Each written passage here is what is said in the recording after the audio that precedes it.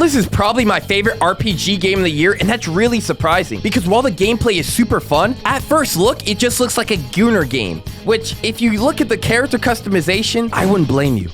Chang, oh my god. Kubo. So we have the male, but Jesus Christ. But if you can make it past that after making your big titty furry waifu, then you're in for a really enjoyable experience. You can choose 5 starting races, with each of them having an active skill that you can choose to spec into later or just completely ignore. I'm gonna full everything into Lego. That's it. That's such a negligible speed boost. Me, I chose a rabbit for the speed boost because I planned on being an agile character, which is the bandit. And speaking of classes, there's 3 in this game. There's the bandit, which is your typical ranger who's, you know, fast and agile. You have the mystic, which is your magic class. And then you have the fighter, which is just, you know, a melee warrior class. Me, I was the bandit class, and my homie Peach, she was the mystic. The subclasses unlock at level 10. And even though that was the case, I still spec'd into strength and dexterity to prepare for it. But even though I spec'd into different stats, I'm still free to use whatever weapons that we wanted, which means I could use a magic bell or a spear or a 2-handed sword or a hammer or an axe. It was really enjoyable because each weapon felt different and fun to use. But of course, me being the bandit class, I mostly used the guitar dual wields and the ranged bow. But once we were able to get into the game, me and Peach started off with the main quest. Now, it was your typical RPG stuff, killing enemies and leveling up. And I found that the gameplay was super enjoyable. You have so much mobility, double jumping, air dodges, and then even some classes can have an additional mobility option. Even later on, when I unlocked the bandit class, I unlocked triple jumps. And later, I saw if I increase my mobility skills even more, I can hold my shift button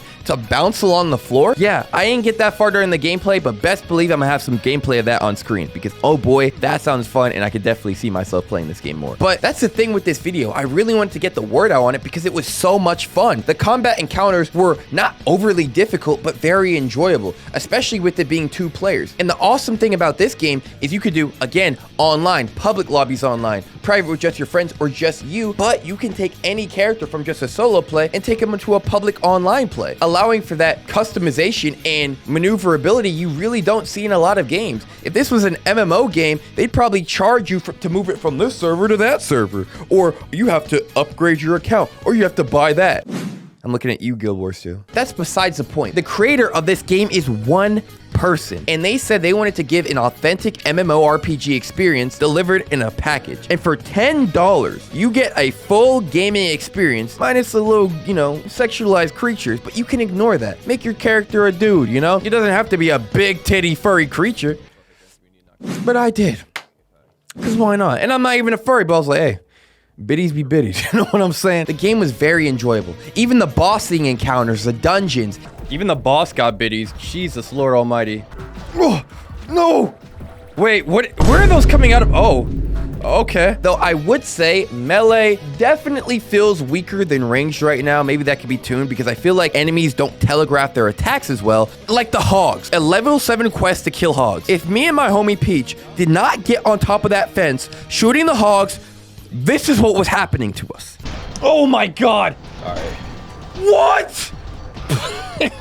Yeah, how am I gonna beat that quest as a melee weapon? Now again, maybe I could stand on the fence and hit them, but some enemies melee are just very difficult. But touching on another part of the gameplay, while I really enjoy the combat and how fluid it feels, I really enjoy that in dungeons in particular, they really splice in and varietize, that's the word now, the gameplay loop by adding platforming sections where you can jump along to navigate to higher areas or have to get keys or something like that. And even being able to have, sometimes the dungeon throws you off by making it a very confined area. It's very enjoyable to just have all that diversity in a game. But honestly, I really enjoyed this game. Hell, it's better than Dragon Age Veilguard. Look at their maximum ass size.